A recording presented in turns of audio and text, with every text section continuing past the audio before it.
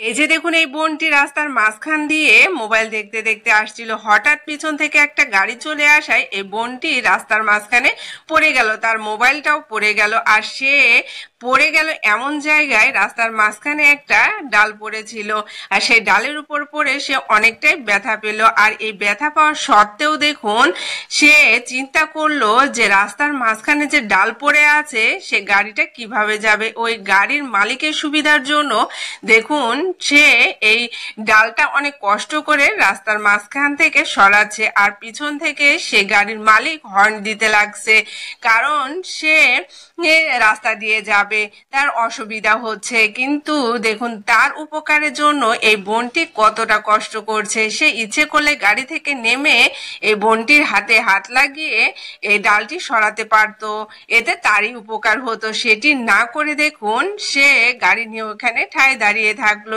এবং এই বোনটি যে উপকার করলো, এই বোনটির সাথে দেখুন কতটা অমানবিক আচরণ করলো। এরকম আচরণ আসলে একদমই আশা করা যায় না।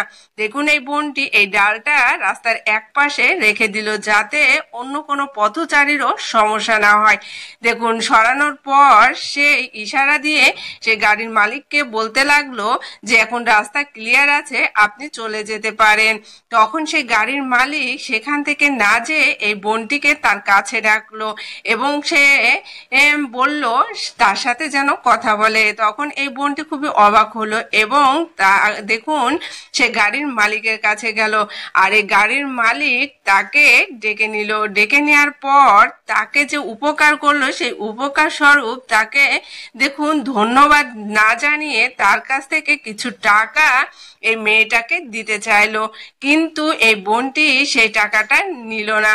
আর এই গাড়ির মালিক দেখুন সেই টাকাটা না নেয়ার ফলে দেখুন এই বোনটির সাথে কতটা খারাপ আচরণ করলো। এক পর্যায়ে যখন বোনটি নিতে চাইলো না, তখন কিন্তু দেখুন এই টাকাটা সে না দিয়ে তাকে ধন্যবাদ জানাতে পারতো, সেটা না করে দেখুন টাকাটা এই বোনটির সামনে ছুঁড়ে ফেলে দিল, এবং দেখুন গাড়ির গ্লাসটা উঠিয়ে নিল। আর এই বোনটি সেই টাকাটা উঠিয়ে তাকে দিতে যাবে, কিন্তু সে কিন্তু কোনো কথাই শুনলো না। এক পর্যায়ে এই বোনটির খুব মন খারাপ হলো, আর মনে মনে চিন্তা করলো তার উপকার করলাম, তার বিনিময়ে সে আমার সাথে এমন ব্যবহার করলো।